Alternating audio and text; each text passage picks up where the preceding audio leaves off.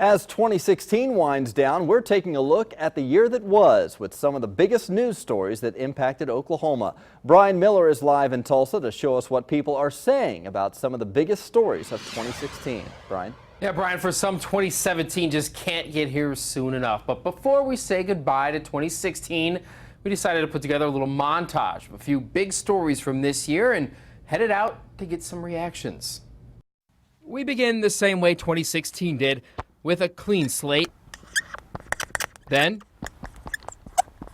a message asking for reaction to a few stories. Setting up shop in this mobile newsroom of sorts. Made the town famous with his chart topper. We watched as Sarah Campbell and her family looked back on the year. Pawnee residents are slowly getting back into the swing of things. My son ran into the room and he said, "I hate to tell you, but for a minute I thought the world might be ending." Are even bigger earthquakes on the way? You remember that one, the 5.6? Yes, I do. All too well, actually. And for most of us, the memories of the September quake, after a 5.6 quake, come creeping back into our minds. Actually, because it woke me up, and we had some pictures that fell off. Now I remember the earthquakes. Woke me up out of my sleep. Yes, it did actually. It was pretty interesting. To see family members react. My dad kind of freaked out a little bit. Good evening, thanks for joining us here. My stepmom, she's like, "Oh my goodness, we're actually having a tornado," and she ran outside.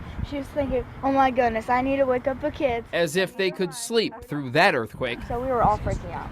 Local music fans freaking out a little bit too. Back when I was a kid, I played a lot of their music, both of them, both Leon and Merle. Okie from the Skokie. I'm proud to be an Okie from the Skokie. I actually didn't know he did that, but Lyrics rooted in pride. Losing Oklahoma music legends didn't strike a chord with everyone. You might want to interview somebody from Oklahoma, from Alabama.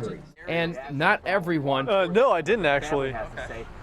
It's recalls the police shooting that made national headlines. We're seeing video of the incident. But for LaToy Smith, And this was quite sad because, I mean, his hands was clearly up. It's sad to see it happen here in Tulsa. You know, you read about it, you hear about it all the time, but then when it happens at home, it just...